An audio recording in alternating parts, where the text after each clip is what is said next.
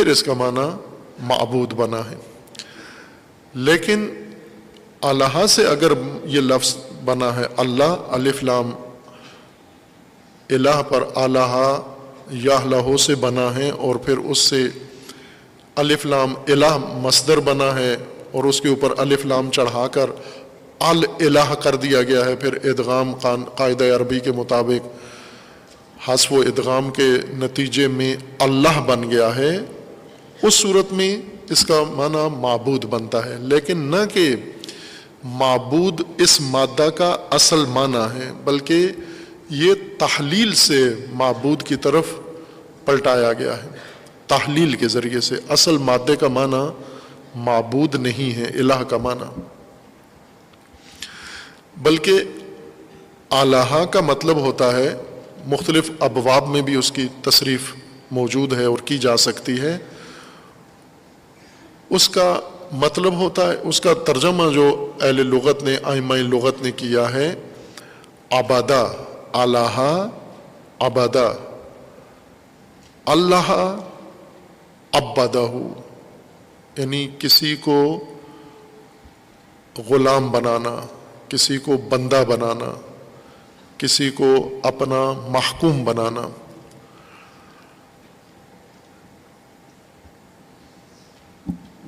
جیسے پہلے اشارہ کیا کہ الہ اور عبد یہ دو رمزیں ہیں، یہ کھلنی ضروری ہیں.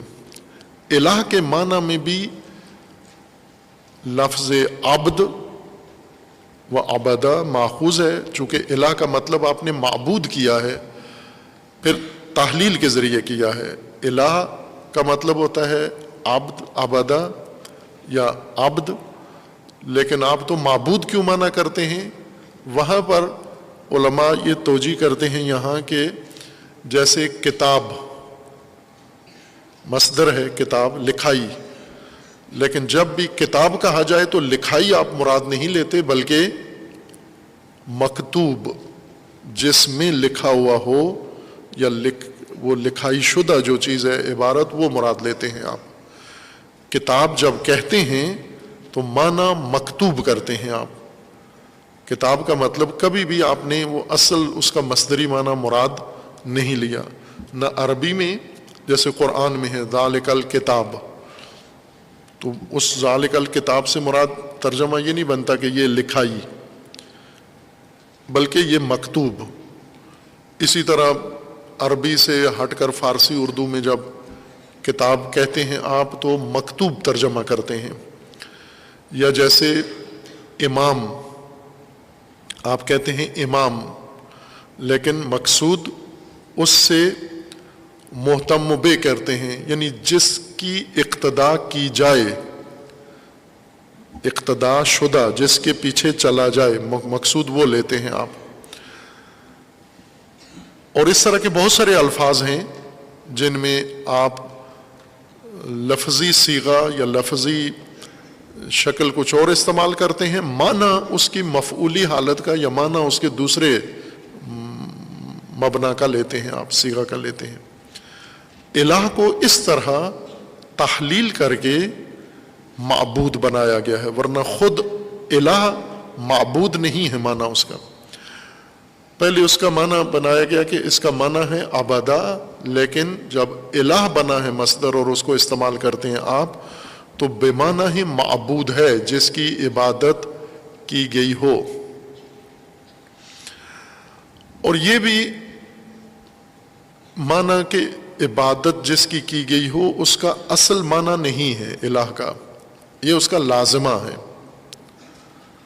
الہ کا مطلب یہ ہوتا ہے کہ انسان نے کسی کو اپنا حاکم چنا ہے، محکوم بننا، فرمانبر بننا. فرمانبری ہے اصل معنی عبادہ کا، فرمانبری، کسی کے فرمان لینے کے لیے اپنے آپ کو مہیا کر دینا. عبادہ بھی عربی لفظ ہے، اور عبادہ کا مطلب عبادت نہیں ہے، بندگی بھی نہیں ہے. عبادہ کا مطلب ہوتا ہے کسی سخت تین چیزوں میں استعمال ہوتا ہے، جانوروں میں، پودوں میں اور راستوں میں. عرب یہ لفظ استعمال کرتے تھے قرآن سے پہلے اور بعد میں بھی کرتے ہیں، فصیح عربی میں ابھی بھی کرتے ہیں، ناہموار راستہ، سنگلاخ راستہ، جہاں پر چلنا مشکل ہو. آج کل کی مثال دیں تو زیادہ بہتر ہے پرانی مثالوں کے بجائے. سڑکیں بنانے کے لیے جو کام آپ کرتے ہیں، عرب اس کو دقیقاً اسی کو عبدہ کہتے ہیں. یہی عبدیت ہے، سڑک بنانا. یعنی ناہموار جگہ جس میں ٹیلے ہیں، پتھر ہیں، کھائیاں ہیں، سنگلاخ ہے، رکاوٹیں ہیں، درخت ہیں، بالکل راستہ چلنے کے قابل نہیں ہیں. اس کو محنت کر کے، کاٹ کے، مشینیں لگا کے اور ہموار کرنا سڑک بنانے کے لیے. آپ دیکھیں، دیکھا ہوا ہے یہ منظر، آپ سب نے دیکھا ہوا ہے. لغتاً عبادت آپ سب نے دیکھی ہوئی ہے، لغوی عبادت. وہ جو آپ کرتے ہیں وہ بھی آپ کی دیکھی بھالی ہے، لیکن جو لغت میں جس کو جو کام انجام پا رہا ہے کہ موٹر وے بنانی ہے، پہاڑوں سے، جنگلوں سے، وادیوں سے، گھاٹیوں سے، ندی نالوں سے سڑک بنانی ہے، تو اس کو پہلے زمین کو ہموار کرتے ہیں، اس کے نشیب میں مٹی ڈال کے اوپر لے کر آتے ہیں اور اس کے فراز ٹیلے کاٹ کے انہیں ہم سط بناتے ہیں. یہ ایک کام کرتے ہیں، ہموار کرنا. دوسرا کام یہ کرتے ہیں کہ اس کو پختہ بھی کرتے ہیں. سڑکیں بنانے کے لیے اس کی ایک بنیاد بناتے ہیں، اس مٹی کو کوٹتے ہیں، کمپیکشن کرتے ہیں تاکہ دھنس نہ جائے اوپر. جب اس کے گاڑیاں چلیں تو گاڑیاں بیٹھ نہ جائیں، راستہ نیچے یا پانی کی وجہ سے دھنس نہ جائے نیچے. اس کو نیچے سے بنیاد اس کی مضبوط بناتے ہیں، مٹی کے اوپر کوٹ کے اس کو مشینوں کے ذریعے سے اس کی جو گنجائش ہوتی ہے بیٹھنے کی وہ ختم کر دیتے ہیں. تیسرا کام یہ کرتے ہیں کہ اس کے اوپر، راستے کے اوپر چلنا کس نے ہے؟ حیوانات نے چلنا ہے، انسانوں نے چلنا ہے، یا گاڑیوں نے چلنا ہے. تو سڑکیں، پکی سڑکیں گاڑیوں کے لیے بناتے ہیں. گاڑیوں کے لیے سڑکیں ملائم، چونکہ پہیے ہیں گاڑیوں کے، صنعتی ٹائروں کے ذریعے سے ان کو چلایا جاتا ہے ٹائروں کے اوپر. تو ٹائر کے لیے بہترین راستہ، ملائم راستہ، نرم راستہ، ہموار راستہ وہ سڑک ہے، کارپیٹڈ سڑک ہے، جس کو پہلے مٹی اور روڑا اور سارا ڈال کے مضبوط کر کے اوپر اس کے تارکول ڈال کے اور بجری ڈال کے اور اس کے اوپر رولر چلا کے پالش کر دیا جائے. یہ پالش کیا ہوا روڈ شروع سے زمین کاٹنے سے لے کر پالش کرنے تک جو کام ہوا ہے یہ تعبید ہوئی ہے. راستے کو معبد بنایا گیا ہے، ہموار کرنا، چلنے کے قابل بنانا، اس کو مہیا کرنا تاکہ اس پر چل سکیں.